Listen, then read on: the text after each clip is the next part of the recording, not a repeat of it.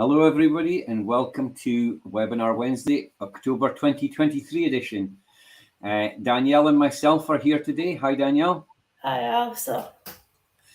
So we've got quite a few things to discuss today. So we've got guests coming on from Impact Network and a couple of stories from people who are involved in basically they are having their sons being stuck in hospital long term. So we're going to talk a lot about that today. But before we get into that, let's catch up on the latest news. What else is going on in the world of In Control Scotland? We've got what have we got? So I've got continued development work in Highlands. So we're doing some sort of transformation work, looking at a wide range of stuff, getting lots of people together from lots of different kind of points of view, and trying to work out what's working, what could be improved. And we're doing some quite wide-ranging work, so that's quite exciting. And talking of wide-ranging work, working together for change. Do you want to let us know where that's at? Yeah, well, we're starting the national programme tomorrow up in Perth for the first in-person session. We did an introductory session last week for the participants, so tomorrow's the first in-person session, which we're all looking forward to. And we've also had the second local session this month, so it's there's certainly a lot of challenges in the room, but hopefully over the next 3 sessions that are left in that particular programme, we'll be able to help the participants address some of those challenges within the local authorities. There's not as many people with lived experiences perhaps we would like, but that's something to take on board for next time. Yeah, because it's super important that we get that connection, that balance right, because we don't want it to become a talking shop. We want it to be something where everybody feels equal, included, and able to have their voice, and then work practically together towards shifting something that's that could possibly change. June's in the morning to Karen as well, and a morning to June, who's keeping us up to speed with all of the stuff we're doing. So we're doing it nationally and we're doing it locally, aren't we? Yeah. So locally, it's in Ayrshire this time around, and as I said, tomorrow's first in-person session for the national programme is in Perth. Mm-hmm. So we're making shifts for that, and we're obviously always keen to hear if anybody else has got connections, like we say, to folk with lived experience for the next round of nationals. And again, if anybody's interested in a local one, that would be good as well. Yeah, absolutely. Brilliant. And we also have the Getting to Grips session that was supposed to be this week, but unfortunately we decided to cancel due to the low numbers that we had signed up, but we now have that rescheduled for mid-November. So that's really helpful. One of the other things that we're doing is a bunch of action sets relating to different aspects of option 2 under self-directed support. And those are ongoing, and we're sort of like collating the learning from that, because I think option 2 still seems like it's not used to its full advantage everywhere. Some people are doing it really well, but some people are still, the sharing of information and the confidence to just do things differently. It's another really good opportunity to do that. Yeah, I think that's just self-directed support in general. There's different levels of knowledge across the country, and everybody implements it so differently. We talk about that so many times, and also I've been involved with the commissioning actually with Pauline, so we've been doing some work around that and working with commissioners to maybe help them think differently, for example, about how they recruit staff and get people with actually who need the support involved in how they recruit staff. 100%, yeah. Just another suggestion is that, June's read our minds. The next thing up on the list was that we are having our AGM taking place online, 11:30 till 1 o'clock on Teams. So if you're interested, as always, give June a shout at info@incontrolscotland.org.uk, and June will sort you out with a link. That would be really helpful. And, some fun stuff, some discussion about where we're going. And it's a really interesting organisation. And related to that, we're also on the hunt for board members. Do you want to say a bit more about that? Yeah, we are definitely on the hunt. We had Pete, who retired at the last board meeting, so he stepped down. And also myself, I had to step down because I became a member of staff for In Control Scotland, so I couldn't unfortunately do both. So there is a little bit of space to get people on board on the board. So if you know of anybody who's interested or has any expertise that would be beneficial to the board, again, please feel free to get in touch with us. And you can speak from personal experience. Yeah, the board it benefits from having a wide range of trustees with loads of different experience. So right now we do have people with lived experience, but it would be great to have people with that different lived experience. I know that there's been interest from some parent carers because we don't have anybody with that type of experience actively on the board at the minute. And there's been talk around having people with communication experience. So, but any experience at all that would be relevant to us as an organisation or to the board would be great. So, even if you just want to have a chat about it, I'm sure Pauline or Andrew would be happy to do that. Perfect. Okay, that's our sales pitch over. I think that's it. I think that's most of the stuff. The only other thing we've got, as June's put up on here, that we've got rescheduled Getting to Grips, and you've got a new date for that, I think. Yeah, I'm sure it's the 14th or 15th of November in the afternoon. Again, June can confirm that one once it's all out on the newsletter and whatever, but I'm sure it is that week, certainly. And we talked about it being in the afternoon. Perfect. Okay, folks, so we'll get our guests on now. Here we go. Here's everybody joining now. Here we go. So thanks for joining us. So we've got Maria and Kate from Impact Networks, from Sheffield University, and we've got Ruth, who's part of the Impact Network and also part of New Roots Home. So welcome, everybody. We've got also Belinda joining us from one of the English networks. So the technicalities, the joy of these online things.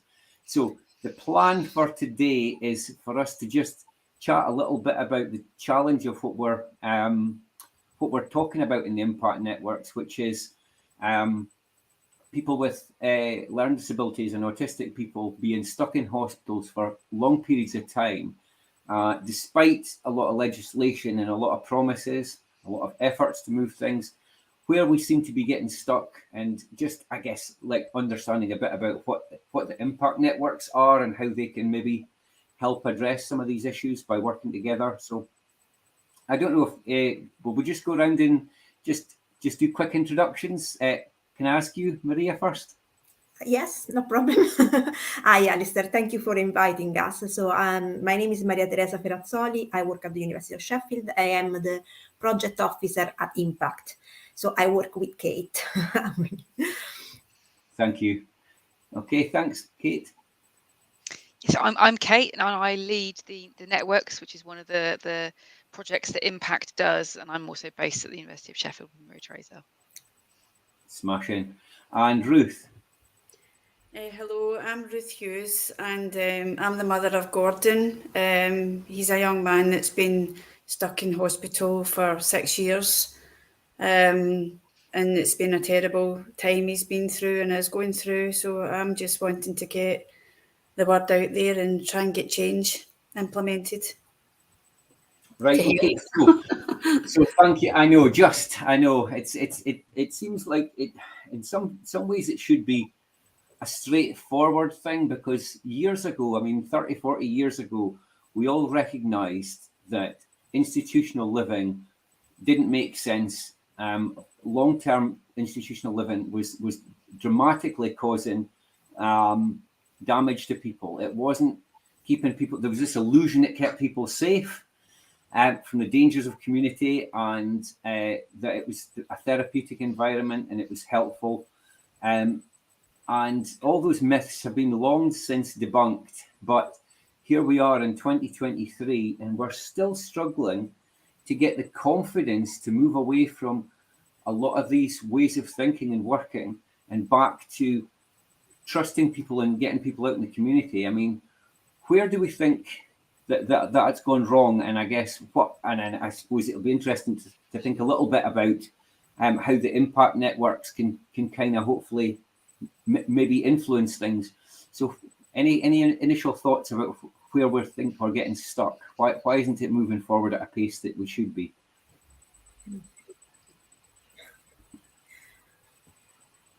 Anybody want to? I'll say then, I think a lot of it's to do with, well, from my experience, Gordon went in through crisis in the community, and we were telling everyone that he was in crisis and things weren't right. But with the help we got wasn't help. It was just awful. And a crisis happened, and then everything was just taken out of our hands as parents. And Gordon was very traumatised.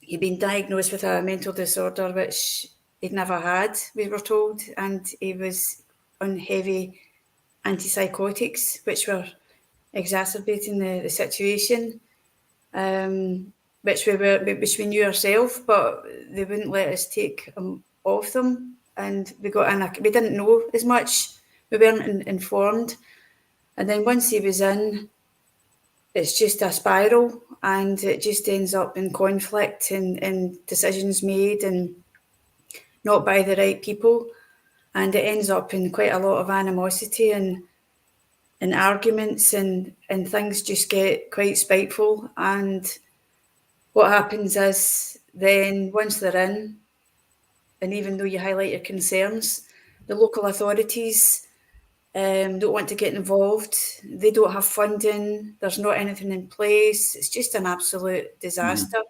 So it just ends up going on and on. The longer our loved ones are trapped, the more damage is done, and it's just a vicious circle. And they'll always tick the box. And in any time you try to intervene and help, well, in our case as parents, we've just been completely pushed out of Gordon's life, and it's been quite traumatising, and he's really deteriorated.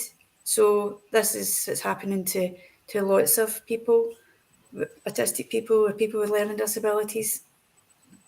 Yeah, I think that's so. We've just got an agreed from Belinda. She says, where we're getting it right, we're doing so by preventing the need for admission and by getting the right support at the right time. So I think some of the things is that there are some good areas of practice. There's some good work going on. Some people have moved on and got out, and some people are working really hard to make sure that folk go out from all sectors. But I guess what we're saying is that that's not universal. And some of the themes that Ruth just indicated are that somebody goes in crisis. So quite often they're not being given nearly enough support before they go in to hospital. And then all of a sudden they're in hospital and it's like everything's thrown at them. They're in an environment that doesn't work for them. So they often get worse. And rather than helping to understand what's going to make sense for the person and work forwards to get out, it's often a power and control model about limiting someone's freedom. We've heard a lot from people in the networks about loss of freedom, loss of dignity, over medication and being moved to places the other end of the country, being separated from family.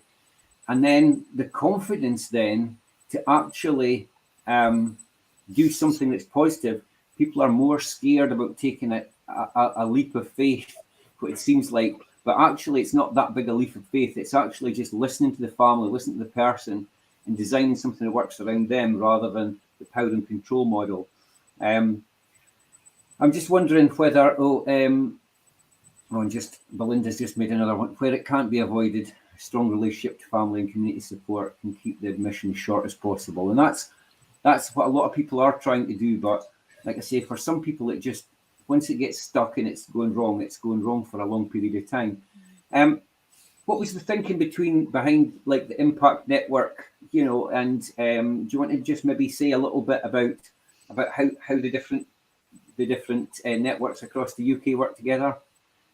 Yeah, no, absolutely. So Impact is an implementation centre. So the aim is not to do more research, but to take the evidence that's already there, which is research, but it's also people's lived experience and things that are happening in practice, and to try and use those to create change elsewhere.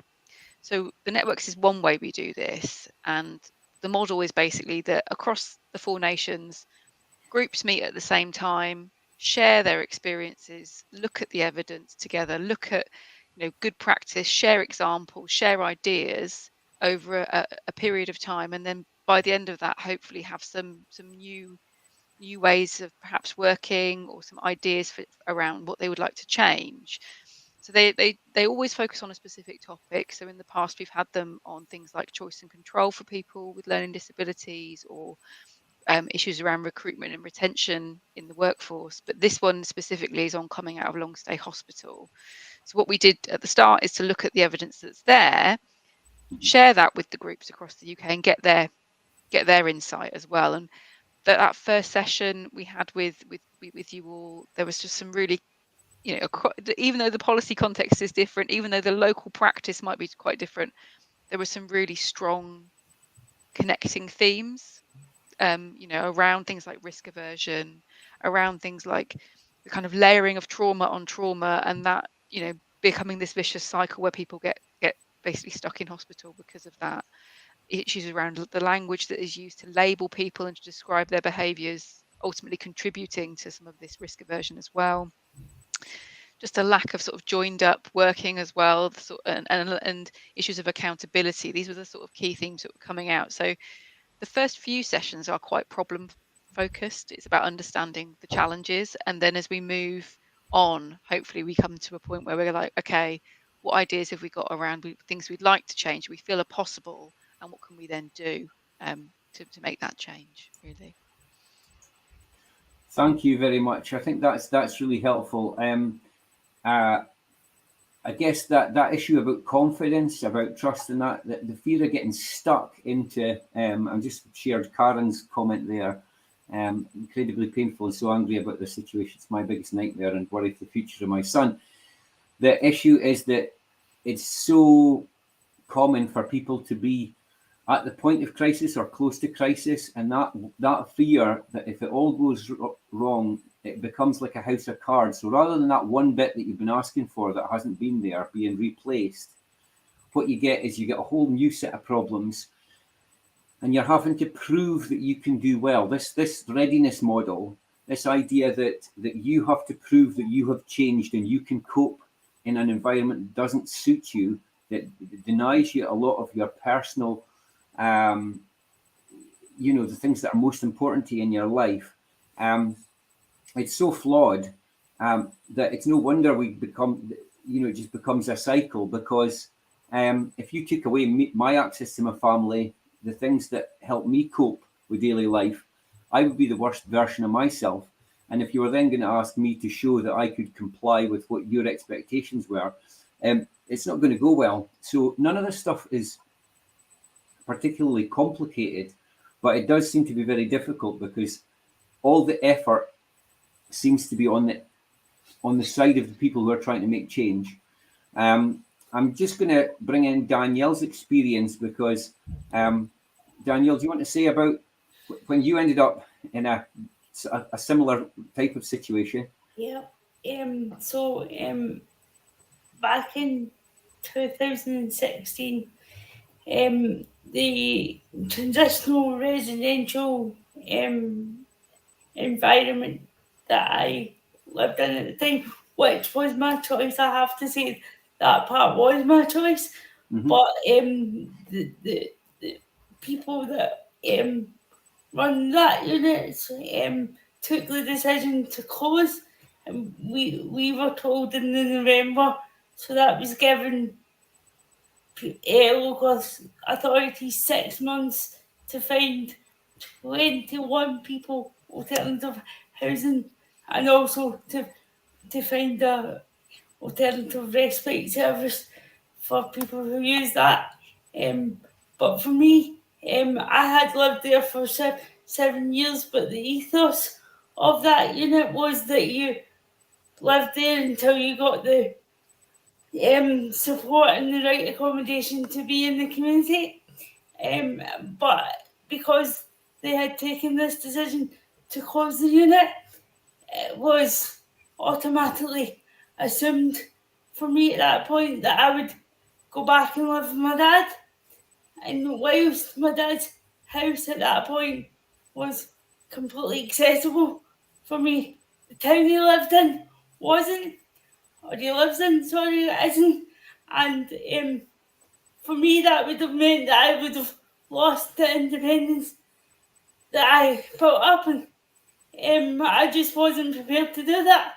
And I was hearing this word a lot from local authority that was saying, oh, it would just be temporary. And I was like, no. The minute I'm back with my dad, you forget I exist. So I put up a bit of a fight, and I'm not about so then I put up a bit of a fight, and the house that sitting in this morning came up the next day once I'd taken it to the media. Now I'm not about to advocate for that, but at that point I had to do what I had to do. But in between times they said, okay, you have to go to your dad's or to a nursing home till the house is adapted. So I said, okay, I'll go to the nursing home because that's wrong. You know you have to get me out, because at that point I was 30. I was supposed to be in the nursing home, 6 weeks. I was there 6 months. And I can only describe it as soul destroying, because to live with people with dementia, that's not their fault.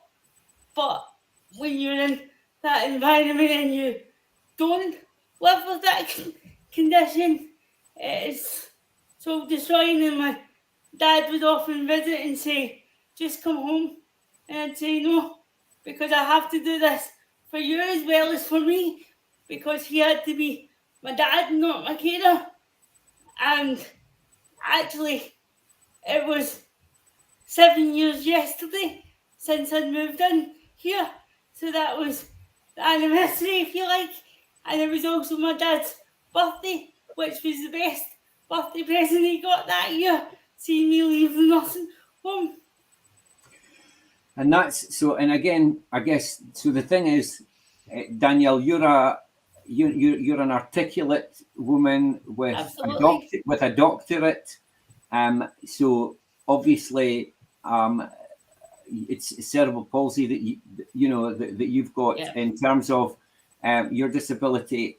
So despite the fact that you were able to advocate, you were able to say all of this really important stuff, still you got caught in there, and it could have been longer. And you recognised where the system, it's easier for the system to say what they can't do, and then get caught up in all the little stuff about what they feel they can do. It feels like what they can do is risky, but they risk your mental health by being stuck in there at age 30 for 6 months. That it's and it snowballs, doesn't it? Yeah, definitely. And I think now, although the local authority have never come out and said it to me, I think somewhere in my file it probably says she's quite challenging, but actually, if you actually spend time with me, and actually get to know that I want to work with people like the local authorities and not against them, they would realise, like for many people,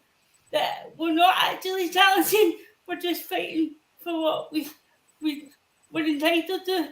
And I guess that's why I do what I do through my role with In Control Scotland, but also through my own organisation, because I'll be that voice for people that don't have that voice to stand up for what they need.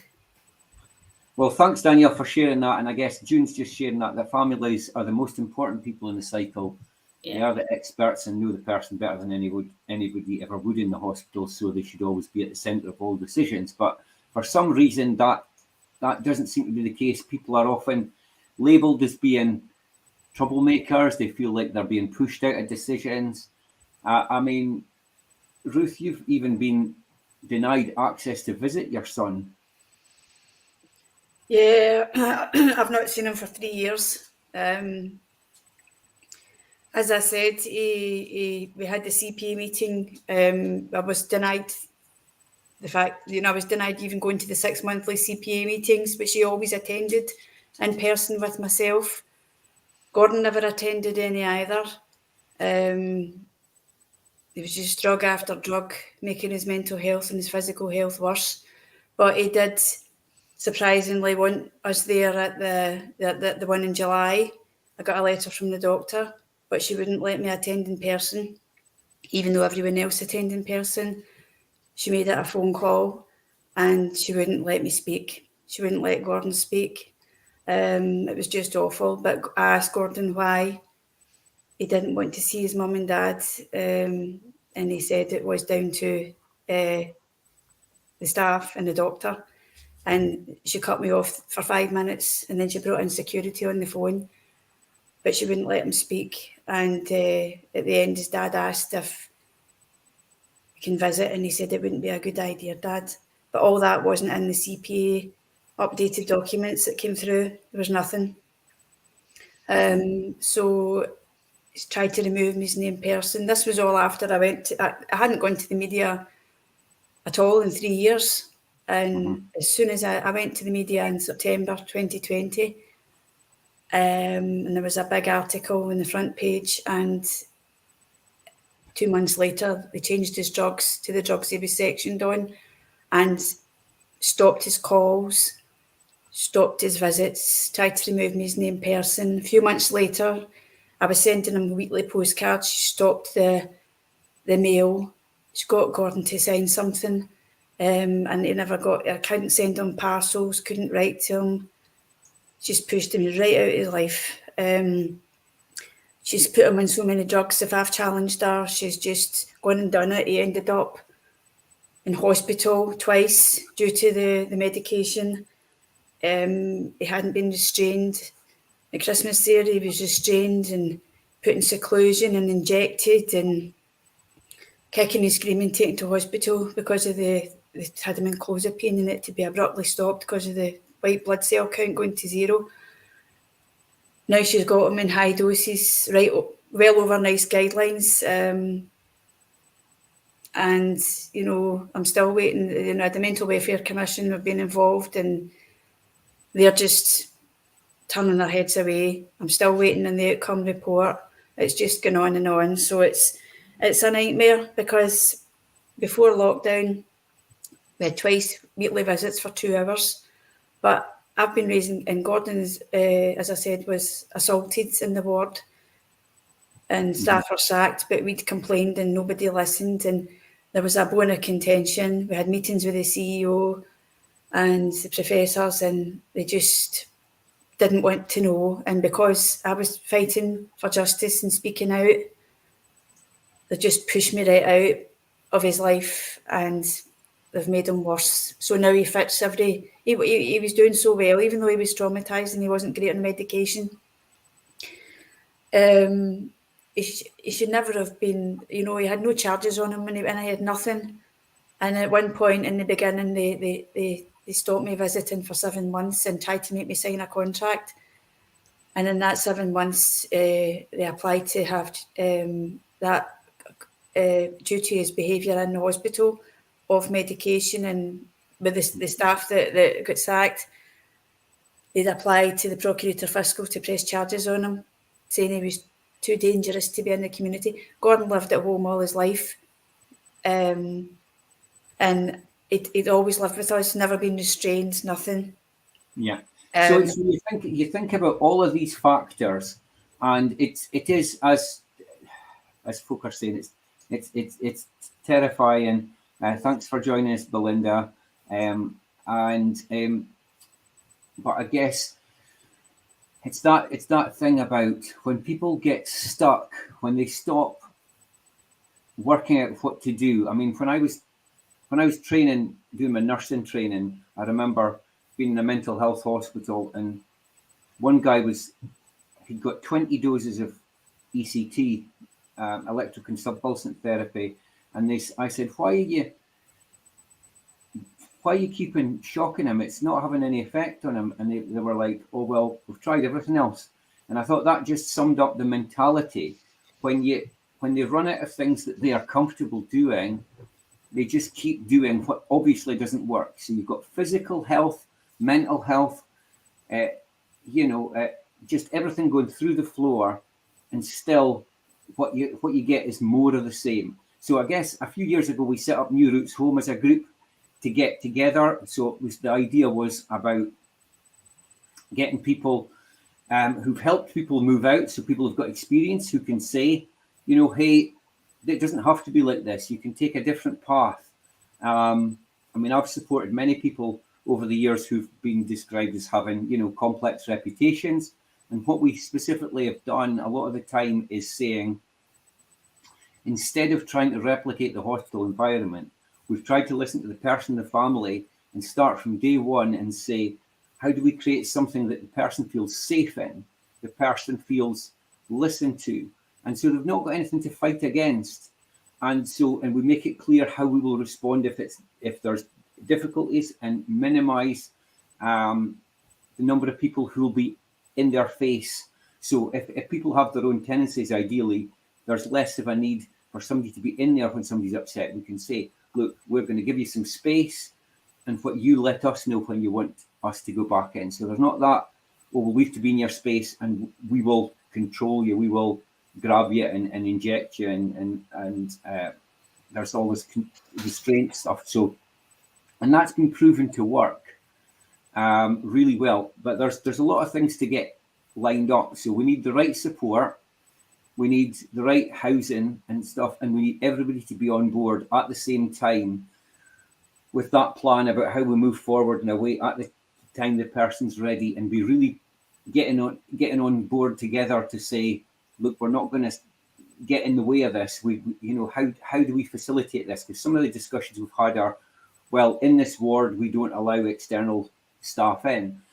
In this ward we're not allowed to X, Y, and Z. So even sometimes when we've tried to say, look, we can show you how you can do this differently, we can bring in external experts, still we end up with the same outcome. I mean, I guess we did this, the BBC One Scotland documentary. If anybody who's watching hasn't seen it, pop across the New Roots Home YouTube channel, and BBC have allowed us to share it, because after 1 year on iPlayer, unfortunately, things get taken off. So we've got the full the full video, full hour, which tells the story of 4 families and their sons, and Ruth obviously was part of that, and we're part of that as well. So, and we're a year on, and I guess June's just put up another comment about something you'd watch in a fictional TV film. Yeah. And part of that story was sort of Bethany's dad talking about what had happened to her in England and how she'd been described, and how folk had said that she could never go in the community again. And he proved that after his fight, it was fine. She was grand in the community because she got what she needed. That's just a link to our website if anybody wants to pop along. We've got like some tools, some suggestions on there, and it's all about saying, how can we come together and change this narrative? How can we not keep doing this? How can we get the people in the same room?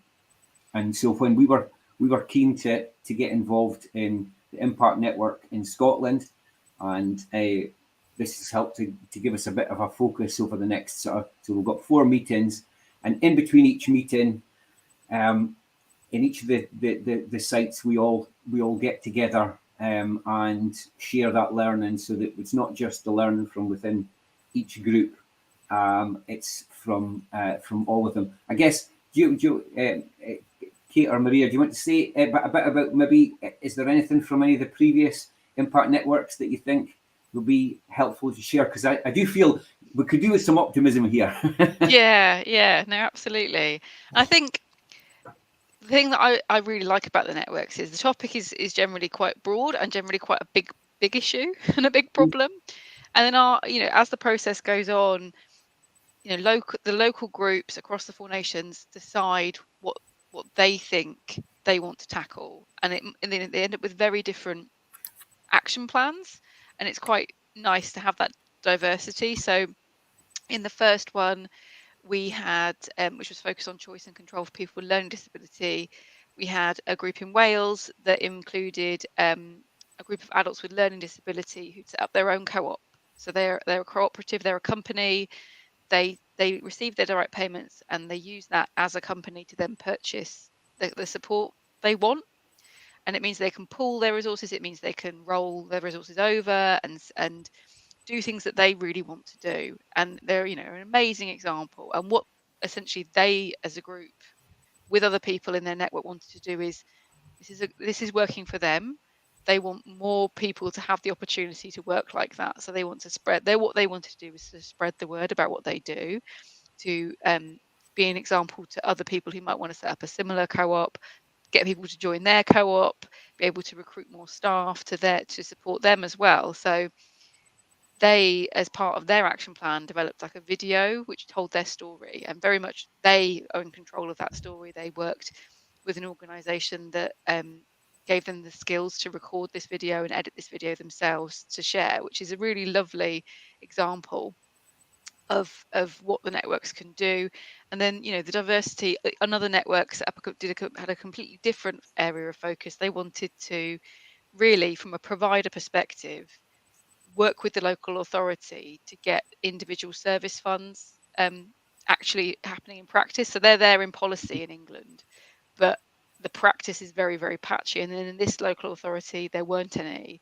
So the provider has actually managed to work with the local authority to set up a pilot of individual service funds, where people, instead of either receiving a commissioned service or a direct payment, there's someone holding that budget for them, and it's very transparent, and they work with them to work out what they want to spend that budget on, but in a supported way that where maybe a direct payment would have felt too difficult to manage. So the difference in what people decide to focus on is really inspiring and really interesting, and they learn a lot from each other. So in that setting up of the individual service funds, there were other networks that were further along with those and could recommend and say, oh, don't do this, we tried this and it didn't work, or do use this, or do think about this. And it was really helpful peer-to-peer learning. And even the co-op have spoken now to other parts of the UK about pooling budgets. Co-ops aren't as widespread in other parts of the UK, but there are other ways people can work to pool budgets to have more choice and control. So it's that kind of cross-national learning has been really inspiring and helpful, I think. And if I may add something that is specifically about this network, about this subject, there is a lot of enthusiasm because this is an issue that is going on for a very long time. And I could see how you found common themes, and in particular the human rights that all of you are touching. This is a subject that is very specific, and I believe that you have all the energy to do something to move on, because you have, I think what is interesting about this specific network and this subject is that we were lucky to have different groups that know what works. And you are focusing on this rather than not what doesn't work. Mm-hmm. And that has the real potential to change things. So that's really helpful. And I guess that's what we're always about. It's about not just saying what's wrong, but saying what else can happen. I mean, I guess in Scotland, we've had, since 2018, we had the Coming Home report, and we've had the implementation update to that. And the basically it's March next year is when that's, everybody's supposed to be out by now. We're only 6 months away. I guess we've all individually been trying to move forward on situations that we're all dealing with, and with very limited success in a lot of cases, I guess. And so we've taken the decision to have a conference and a protest at the Scottish Parliament. So we're going to do that on the 9th of November. I'll try and share my screen and see if it'll allow me to share it, because it was playing up a little bit. Let's see. Can you guys see that now? yes. Yep. Yeah, perfect. So Thursday the 9th of November, we've got a protest at the Scottish Parliament. So it's going to take place from 11:30 till 1. So we'll be outside with banners and placards and stuff. We're hoping that the press are going to be about, because it's the MPs are the MSPs, I should say, rather than MPs, going in and out to First Minister questions, which is going to be live on 12 to 1 that day. And then from 1 to 1:30, so just after First Minister questions, we're going to have a press conference there. We're then going to march to the conference at 1:30, and the conference will be 2 till 5, and it's just a 20-minute walk away at the Charterist Centre, the St Ninian's Room, and we've got it set up for 80 people, so that we've got plenty of room for people who use wheelchairs. We're just going to be sort of this area outside the front of Parliament, hopefully, that we're going to be demonstrating in. And this is just kind of this is the route for if you're going from Scottish Parliament to Greyfriars Charterist Centre. We'll be marching along the blue line here with placards and banners and encouraging people to join us. So again, that's us hopeful that we get lots of people joining us, that people share their stories about the frustrations and their positives, I guess, as well. And the idea is that we'll be talking very much about what does and what has worked, and what would make a difference to each individual's lives, because it is soul destroying to be told what's not working, or being told that this is the only option when things aren't working. I had a short video from Sylvia that I recorded just of her story, but unfortunately my browser's not letting me share it. So what I'll do is I'll put that up on the New Roots Home YouTube channel. So if anybody's interested, obviously you can find out more about New Roots Home by going to June's put it up. I'll put it up again. You can put it up on. I'll put it up on screen. That's our website address. You can find us on Facebook as well, and on on Twitter or X or whatever it's called this week. And if you're interested, I guess, in any of the stuff that Impact Network's doing, we should probably just, you guys are based at the University of Sheffield, is that right? Yeah, I can share we've got a Twitter feed, X feed, sorry, and a website as well, so we can share that too. Yes. So if anybody's in Scotland that wants to join us on the 9th, that would be really great. It'd be really good if you want to like and subscribe to our YouTube channel, share any of our social media posts, because we're going to start putting this out everywhere. We really want people to engage with us. We're also looking to try and get some members of the group along to the First Minister's questions on the day. So to encourage people to engage with us, to not just turn away, because that's what the most frustrating thing, as Ruth has said, is that these are the level of distress, the level of loss of physical skills, the loss of mental health is blatant, and yet we still seem to just be repeating the same thing time and time again. So we have to be able to have the courage to stop doing the stuff that doesn't make sense. And this is one of the places where you can come along and you can hear what does work. And hopefully by the time we finish with the Impact Networks as well, we'll have some other learning to share, which obviously we hope will help people to keep getting together. Because like I say, there are lots of people trying to do this well, but some of the bureaucracy, some of the systems just doesn't help it to happen, and people are still marginalized. So right, thanks for everybody for joining us today. Any final thoughts that you want to share? Danielle, anything you want to share?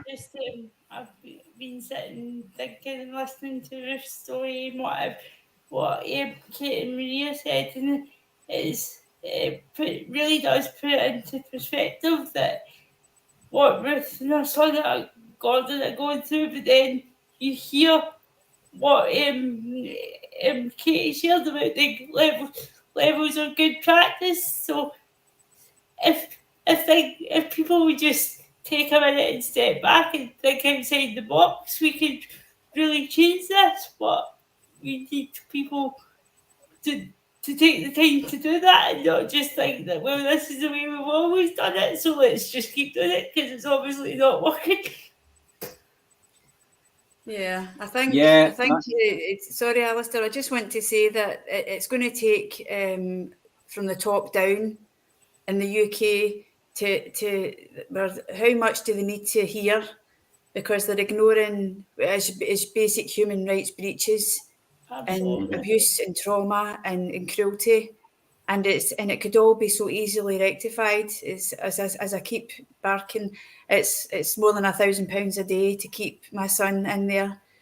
That money could be used to much better cause, and its lives are wasted. It's like a death for all the parents that are going through this, and for their loved ones that are trapped. And I know for a fact, unless there's action taken, my son will never get out of that hospital. He will never get out, and I can't bear the thought, So I'll be along with everybody else to try and get this all changed and never stop. Thanks, Ruth. That's so helpful. And Maria? Oh, I was just thinking that the history of mental health has been just going up and down, between a fight between what is right for the individuals and what is the system that has to be protected. Mm-hmm. I hope that this time we are going to protect the individual rather than the system. But that's a good observation, definitely. Thanks. Kate? Yeah, no, I agree. And the frustrations of, like, it's all there in legislation, that there's a Human Rights Act. How is it being so fundamentally broken so frequently? And this seems, I don't know how it can be in the interest of a system to spend £1,000 a day, or that a week. That's just but it is, and as Maria says, we need to kind of get back to it being about the person and not in the interest of the system. Yeah, exactly. No, thanks everybody. Yeah, so I would agree. That's the thing. The ability to do things that don't make sense repeatedly when we've got better options is mind-boggling. And the fact that we've got some, certainly in Scotland, we've got some of the best legislation. Same as for self-directed support, and still that's not universally being implemented in the right way either. And I think that's it. Big systems have big power, and we need to shift that. We need to shift that power balance, so that the individuals and their families have a much greater say. And it's not about it being a fight. It's about that being a positive transition to listening properly and actually taking the practical steps and not feeling blamed for it if things go wrong, because we need to try. If what we're doing isn't working, we need to try different things. I mean, Jim's put in the comments about wondering if providers are scared about being involved in the demonstration. I would hope they're not, because what we're hoping is that providers will come along and say, hey, we can work with folk, and this is how it will work best, you know. So some of the challenges are, you know, some people will need extra training and support, you know, in order for the staff to do that work. So let's pay people a decent wage rather than wasting it money for misery in hospital. And that we, you know, if people are keen to change, we want people to be there.